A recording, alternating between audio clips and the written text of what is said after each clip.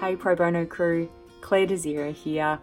I have another mindset tip for you this week, and I'm bringing it to you from on the road. I'm actually interstate. I've been interstate for 3 days working with an incredible not-for-profit organisation in the health industry, working with leadership at all different levels. And I wanted to just drop in this week and share something that I'm noticing across all of these levels of the organisation, and no doubt the industry as well. We've never been more connected than we have been now, and which means that we're actually connected to our jobs more, we're connected to other people's needs more, we're connected to issues that are happening globally, things like being on the edge of potentially on the edge of a pandemic, with the virus work that's going on around the world. And so we are in information overload. There's never actually an end to our to-do list. Yet so many people are still operating in a way that if they don't get everything done on their to-do list, that they might as well have not done anything at all. And so I want to switch up the idea of beating ourselves up about having bad time management to actually celebrating value management. So how are we actually adding value even if we're not getting everything done on our to-do list? One of our go-to coping mechanisms these days when we're stressed is critical self-talk, beating ourselves up.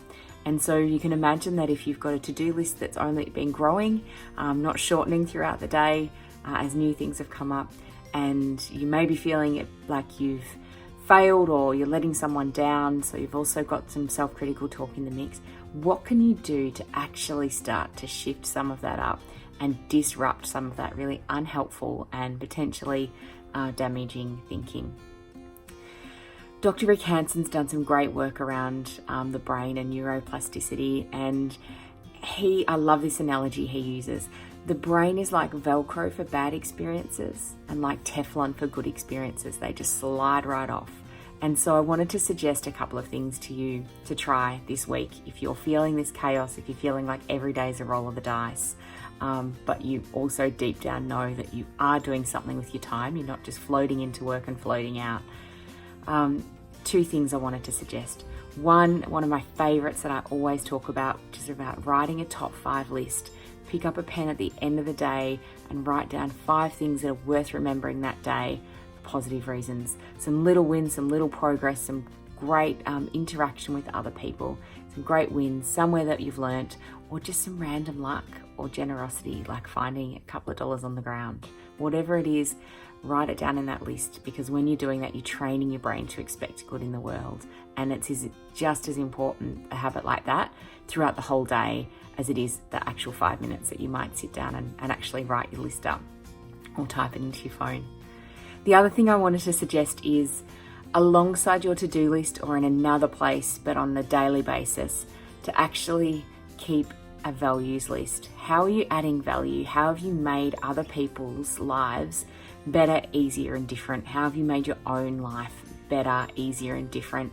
How have you had an impact? How have you avoided stress? Any of those things that you think bring more value into the world, even the tiniest ones, write them down on a list and read that at the end of the day, rather than going into those habits, or then perhaps those long-formed habits around not getting everything done on a to-do list, so therefore not having a valuable day. Have some fun with it. Take care of yourselves. There's a lot of uncertainty at the moment, but the one thing that I know for sure and for certain is that helpful, productive and encouraging thoughts go such a long way for not only you, but for everybody in your life too. Thanks.